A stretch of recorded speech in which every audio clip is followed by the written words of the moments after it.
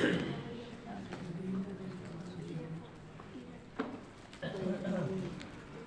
لله وحده والصلاة والسلام على من لا نبي بعده. اللهم صل على محمد وعلى آل محمد كما صليت على إبراهيم وعلى آل إبراهيم إنك حميد مجيد. اللهم بارك على محمد وعلى آل محمد كما باركت على إبراهيم وعلى آل إبراهيم إنك حميد مجيد. رب اشرح لي صدري ويسر لي أمري واحلل عقدة من لساني يفقهوا قولي. رب زدني علما. اللهم انفعنا بما علمتنا وعلمنا ما ينفعنا وزدنا علما. أعوذ بالله من الشيطان الرجيم من همزه ونفخه ونفسه. بسم الله الرحمن الرحيم. ما يلفظ من قول إلا لديه رقيب عتيد.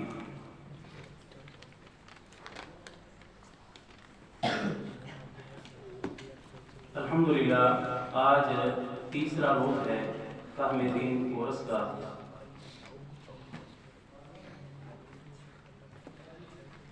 اور اس میں گفتگو کے آداب کے حوالے سے میرے ذمہ ہے کہ میں چند منٹ کے لیے آپ سے مخاطب ہوں. یہ میرے لیے بڑے اعزاز کی بات ہے کہ استاد المکرم فضیلت الشیخ محترم جناب محمد عظیم حاصل پوری صاحب حفظہ اللہ تعالی ان کی موجودگی میں کچھ سبق سنانے کا موقع ملا. اللہ تعالی شیخ محترم کی حفاظت فرمائے اور دین و دنیا کی بھلائیاں نصیب فرمائے. اللہ ان کا سایہ ہمارے اوپر تا دیر تک قائم دائم رکھے.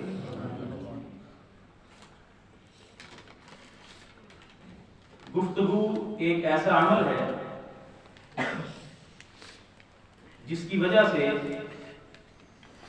انسان لوگوں کے دلوں میں اتر جاتا ہے. گفتگو ایک ایسا عمل ہے کہ جس کی وجہ سے انسان لوگوں کے دلوں میں اتر جاتا ہے یا پھر لوگوں کے دل سے اتر جاتا ہے. یا دلوں میں گھر بن جاتا ہے یا دلوں میں نفرت پیدا ہو جاتی ہے. یہ گفتگو انسان کی جیسی ہوگی ویسے اس کو آگے رزلٹ مل جائے گا. جیسے کل ہم نے ایک حدیث پڑھی تھی من کان یؤمن باللہ والیوم الآخر فلیقل خیرا او لیصمت. جو شخص اللہ پر اور آخرت پر ایمان رکھتا ہے اسے چاہیے کہ وہ خیر کی بات کہے یا پھر خاموش رہے. معنی کیا ہے کہ ہم نے جب بھی گفتگو کرنی ہے جس وقت بھی اس میں کوئی ایسا نہیں ہے کہ فلاں وقت آپ نے گفتگو اس طرح کرنی ہے. وقت کا تعین نہیں ہے, عمر کا تعین نہیں ہے. بات کو سمجھنے کی کوشش کریں. جب بھی بولنا ہے, جب بھی گفتگو کرنی ہے, جب بھی کہنا ہے تو کیا کہنا ہے؟ خیر ہو اس میں, اچھائی ہو اس میں, بھلائی ہو اس میں, ایسے نہیں. اور یہ وہ کون شخص کرتا ہے؟ جس شخص کا آخرت پر یقین ہے, یعنی جس کو یہ پتا ہے میں نے کل اللہ کے سامنے کھڑے ہونا ہے. حضرات یہ بات یاد رکھیں کہ یہ وقت ہے آج پھر نہیں ملنے والا. پھر انسان کہے گا ربنا ابصرنا وسمعنا فرجعنا نعمل صالحا انا موقنون. اللہ دوبارہ پھر یہ کر کے آؤں گا, وہ کر کے آؤں گا, اس طرح کروں گا, صحیح کر کے آؤں گا. تو پھر موقع ملنے والا آج وقت ہے. تو ہمیں چند چیزوں کا خیال رکھنا چاہیے. ہم اس میں 4 باتیں آج کریں گے جن کو ہمیں جب بھی ہم نے بات کرنی ہے، گفتگو کرنی ہے، ہم نے ان کو سامنے رکھنا ہے، ملحوظ خاطر رکھنا ہے، ان کو اپنے ذہن میں رکھنا ہے۔ سب سے پہلے جو بھی گفتگو کی جائے اس کے پیچھے خیر ہو، اس طرح ہم نے یہ حدیث پہلے پڑھ لی ہے۔ اور دوسرے نمبر پہ جب کسی کی غلطی کی اصلاح کرنی ہو اس وقت حکمت عملی کو ملحوظ خاطر رکھا جائے۔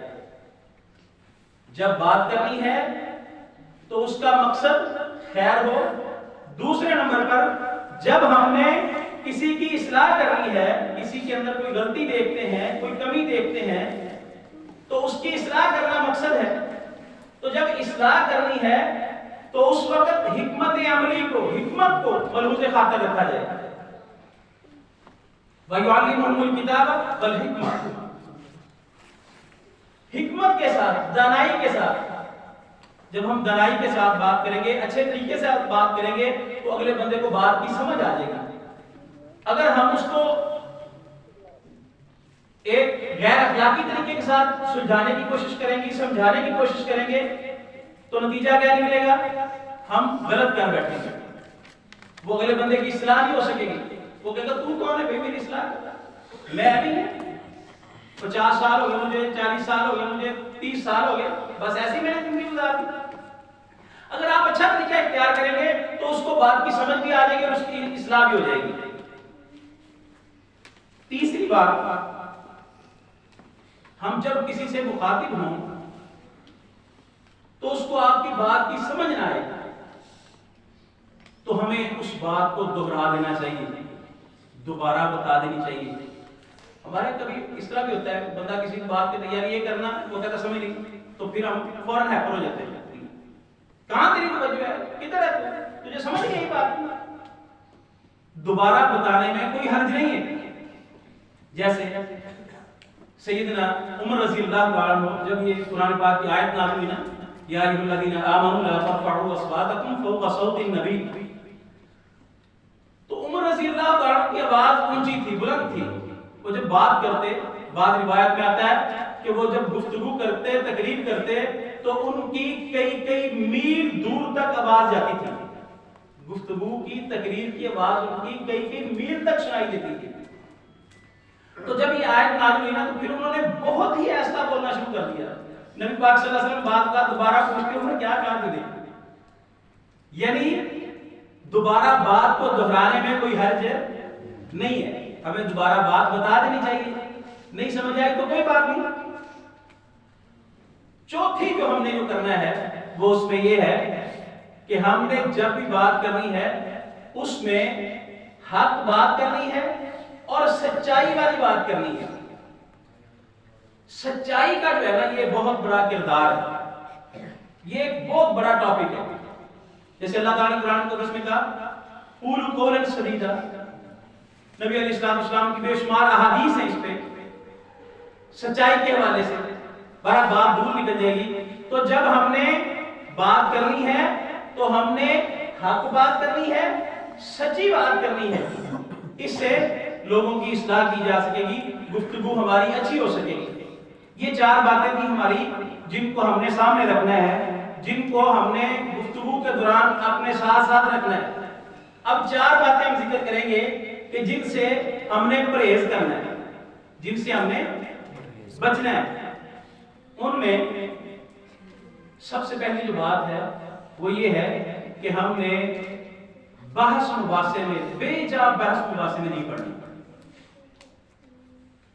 ہوتا ہے نا ایک بندہ بات کر رہا ہے وہ دوسرا ساتھ شروع کرتا ہے، نہیں ایسے نہیں ہے، ایسے ہے، وہ دوسرا، پھر وہ ایسی ٹکر بنتی ہے وہ لڑائی جھگڑے تک بات پہنچ جاتی ہے۔ کوئی بھی بات ہو، وہ دینی ہو، وہ دنیاوی ہو، معاشی معاشرتی کوئی بھی بات ہو، ہم نے اس میں بے جا بحث مباحثے میں نہیں پڑھنا۔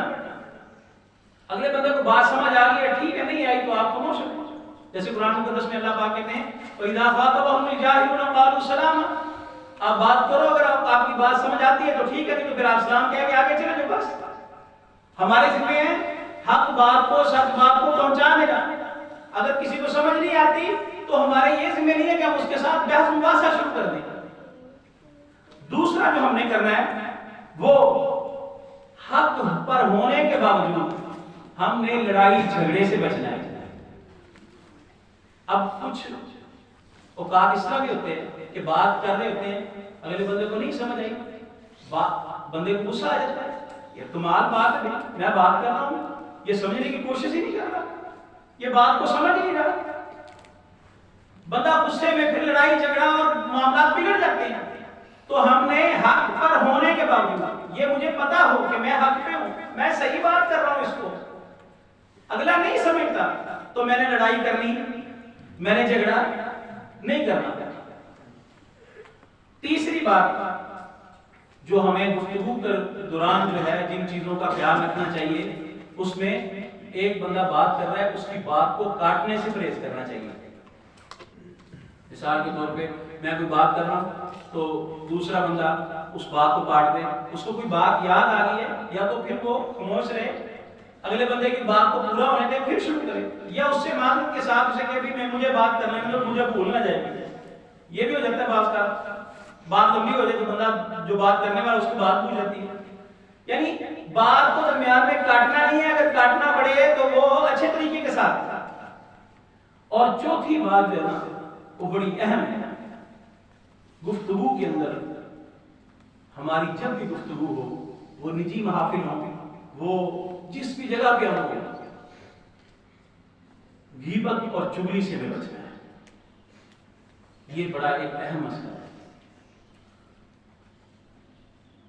اور میں یہ اکثر یہ بات کہتا ہوتا ہوں دوستوں میں کہ جو اہل السنہ لوگ ہیں نا، اہل الحدیث جو لوگ ہیں جن کے پاس عقیدہ توحید ہے، عقیدہ رسالت موجود ہے، شیطان ان کو کبھی نہیں کہتا کہ تم شرک کی طرف جاؤ، تم بدعات کی طرف جاؤ، خرافات کی طرف جاؤ، بلکہ شیطان ان کو آپس میں الجھا دیتا ہے، ایک دوسرے کی غیبت پر لگا دیتا ہے، چغلی پر لگا دیتا ہے۔ یہ چغل خوری انتہائی نقصان دہ عمل ہے، نیکیوں کو برباد کر کے رکھ دینے والا عمل ہے۔ غیبت بہت ہی انتہائی آپ کہہ لیں بہت برا عمل ہے غیبت۔ قرآن مقدس میں اللہ تعالیٰ کہتے ہیں کہ کوئی تم میں سے یہ چاہتا ہے کہ وہ اپنے مردار بھائی کا گوشت کھائے؟ مردار بھائی کا کوئی گوشت کھانا پسند کرتا ہے؟ کوئی نہیں کرتا۔ جو کسی کی غیبت کر رہا ہوتا ہے وہ اس طرح ہوتا ہے کہ اپنے مردار بھائی کا گوشت کھا رہا ہے۔ اور غالباً ابن ماجہ میں روایت ہے کہ رسول اللہ صلی اللہ علیہ وسلم نے فرمایا کہ قیامت والے دن جو غیبت کرنے والا شخص ہے اس کو اس کے مردار بھائی کا گوشت کھلایا جائے گا، اور اس کھانے کی وجہ سے اس سے اتنا تعفن پھیلے گا، اتنی بدبو پھیلے گی کہ وہ دور دور تک پتہ چلے گا کہ یہ غیبت کرنے والا شخص ہے۔ غیبت اور چغل خوری یہ اس سے ہمیشہ ہی بچنا چاہیے۔ یہ چار چیزیں ہم نے جن سے ہم نے پرہیز کرنا ہے، بے جا بحث نہیں کرنی، حق پر ہونے کے باوجود لڑائی جھگڑا نہیں کرنا، بات کو درمیان میں کاٹنا نہیں ہے، اور غیبت اور چغل خوری نہیں کرنی۔ ایک ہمارے ہاں جو اور بات ہوتی ہے نا، وہ ایک جملہ کہا جاتا ہے وہ سچی گل کوڑی ہوتی ہے، سچی بات کڑوی ہوتی ہے۔ وہ بھئی کس نے کہا یہ سچی بات کڑوی ہوتی ہے؟ اللہ سے بات سچی تو کسی کی بھی نہیں۔ وَمَنْ أَصْدَقُ مِنَ اللَّهِ قِيلًا وَمَنْ أَصْدَقُ مِنَ اللَّهِ حَدِيثًا، تو گویا نعوذ باللہ اللہ کی بات کڑوی ہے؟ نہیں، یہ کڑوی ہمیں لگتی ہے، اور اس کی جو بنیاد ہے پیچھے جو وجہ ہے وہ کڑوی کرنے کا ہمارا اپنا انداز ہوتا ہے، بات بیان کرنے میں ہمارا انداز ہوتا ہے جو اس کو کڑوا بنا دیتا ہے۔ کس شخص کو بات کڑوی لگتی ہے بھائی؟ کسی کو بھی نہیں لگتی، پھر سچی بات کسی کو کڑوی لگے یہ کیسے ہو سکتا ہے؟ کبھی بھی نہیں ہوتا ایسے۔ ہوتا یہ ہے کہ ہم جب بات کرتے ہیں وہ سچی بات ہوتی ہے تو ہم انداز ایسا اختیار کر لیتے ہیں جس کی وجہ سے وہ اگلے بندے کو بات کڑوی لگنی شروع ہو جاتی ہے، حالانکہ سچ کڑوا سچ ہی تو ہے جو صحیح ہے، اور جھوٹ کڑوا ہوتا ہے، بدگمانی کڑوی ہوتی ہے، غیبت چغلی کڑوی ہوتی ہے، جن سے نقصان ہونا ہے۔ ہم نے سچ کو کڑوا کر دیا، سچی بات کڑوی نہیں ہوتی۔ اب ہم نے کچھ سوچنا ہے کہ میں اہل سنہ ہوں، میں اہل الحدیث ہوں، مجھے قرآن و سنت کا اللہ نے فہم دیا ہے، علم سیکھنے کا اللہ نے موقع دیا ہے، یا میں سیکھ رہا ہوں، سیکھ چکا ہوں، میں سوچوں میری عبادات، جو میں عبادات کرتا ہوں، جو میری عبادات ہیں، وہ میرے اخلاق کو، میرے وجود کا تزکیہ نفس کرتی ہیں؟ میری عبادات ان سے میرے وجود کا تزکیہ ہوتا ہے؟ اگر نہیں ہوتا تو یہ سوچنے والی بات ہے۔ میں نمازیں تو پڑھتا ہوں، روزے رکھتا ہوں، صدقات و خیرات کرتا ہوں، دیگر عبادات کے جو کام ہیں وہ سارے کرتا ہوں، لیکن میرا اپنا جو ایک باڈی ہے، میرا اپنا جو ایک جسم ہے، میں اس کا تزکیہ کر پایا ہوں؟ اگر تو کر پایا ہوں تو الحمدللہ، اگر نہیں ہے تو پھر یہ سوچنے والی بات ہے۔ دوسری بات، میرا گھر، میرے عزیز و اقارب، میرے رشتہ دار، میرے ساتھ بیٹھنے اٹھنے والے، میرے ساتھ ملنے جلنے والے لوگ میرے متعلق کیا سوچتے ہیں؟ وہ میرے اچھے اخلاق کی گواہی دیتے ہیں؟ اگر تو وہ میرے اچھے اخلاق کی گواہی دیتے ہیں تو الحمدللہ، اگر نہیں دیتے تو پھر مجھے اس بات پہ سوچنا پڑے گا۔ اسی طرح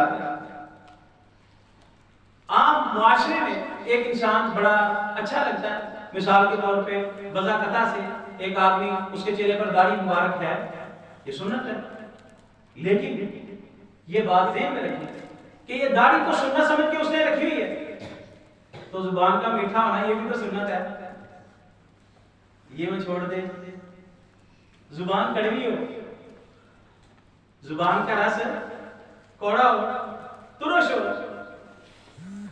اور کبھی گھر میں کوئی اور ہو، باہر کوئی اور ہو، دکان پہ اور ہو، ملازموں کے ساتھ اور ہو، عزیز و اقارب کے ساتھ اور ہو، بڑوں کے ساتھ اور، چھوٹوں کے ساتھ اور، اپنے ہم عمر لوگوں کے ساتھ اور،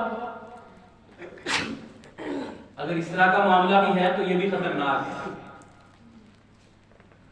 جیسے ہمیں بذاقطع سے ہم نظر آتے ہیں کہ یہ مسلمان شخص ہے، یہ ایک مومن شخص ہے، اسی طرح ہماری زبان سے بھی یہ پتا چلے کہ یہ ایک مسلمان ہے، یہ ایک مومن ہے۔ آخری جو بات میں عرض کرنے لگا ہوں وہ اس میں یہ ہے کہ میں دعوت دیتا ہوں، میں تبلیغ کرتا ہوں، میں دوسروں کی رہنمائی کرتا ہوں، اور رہنمائی کرنے میں، دعوت دینے میں میرا کیا انداز ہے؟ میں ایسے ہی کفر کے فتوے تو نہیں لگا رہا اور تم ہی کافر ہو گیا، تم ہی مشرک ہو گیا، تم فلاں ہو گیا، تم فلاں ہو گیا، تم یہ ہو گیا، تم وہ گیا۔ میرا رویہ ایسا تو نہیں ہے۔ یہ بات بھائیو ذہن میں رکھنا، ہم میں سے کسی کو اختیار نہیں ہے کہ ہم کسی پر فتویٰ لگا دیں کہ یہ کافر ہو گیا، اللہ کے جو وقت کا قاضی ہو، جو ایک انتہائی اہل علم شخص اگر کسی کے متعلق کوئی ایسی بات کہتے تو ایک الگ بات، عام طور پہ جو ہماری حالت ہے، جس کو چاہے جب چاہے ہم کافر قرار دے دیتے ہیں۔ اگر تو میری یہ صورتحال ہے کہ میرے اخلاق کی وجہ سے، میرے معاملات کی وجہ سے میں اپنے آپ کو ٹھیک نہیں کر سکا، میں اپنے بیوی بچوں میں، اپنے اہل علاقہ میں، اپنے دوست عزیز و اقارب میں میری کوئی اچھے اخلاق کی گواہی نہیں دیتا، میرا چہرہ تو سجا ہے داڑھی کے ساتھ لیکن زبان حسن خلق سے محروم ہے، میں دعوت دیتا ہوں اور کفر کے فتوے ساتھ لگائی جا رہا ہوں، تو یہ بات ذہن میں رکھ لیں، یہ انتہائی سیدھی سی بات ہے، یہ بات ذہن میں رکھنا کہ یہ وہ تعلیمات نہیں ہیں جو جناب محمد رسول اللہ صلی اللہ علیہ وسلم نے ہمیں دی ہیں، یا جن تعلیمات کے مطابق زندگی بسر کرتے ہوئے صحابہ کرام رضوان اللہ علیہم اجمعین نے اپنی زندگیوں کو سجایا۔ اگر ہمارے معاملات ایسے ہیں تو پھر ہمیں اللہ سے خاص طور پہ ڈرنا چاہیے. اللہ سے دعا ہے اللہ ہمیں گفتگو کے دوران جن چیزوں کو کرنے کا میں نے بتایا ہے اللہ ہمیں اس کی سمجھ دے, اور جن چیزوں سے پرہیز کرنا چاہیے اللہ ہمیں ان سے بچنے کی, اور جو چیزیں آخرت میں ہم نے سوچنے کی, جن چیزوں پہ سوچنا چاہیے وہ ان سب چیزوں پہ اللہ ہمیں عمل کی توفیق دے. سبحانک اللہم و بحمدک اشہد ان لا الہ الا انت استغفرک و اتوب الیک.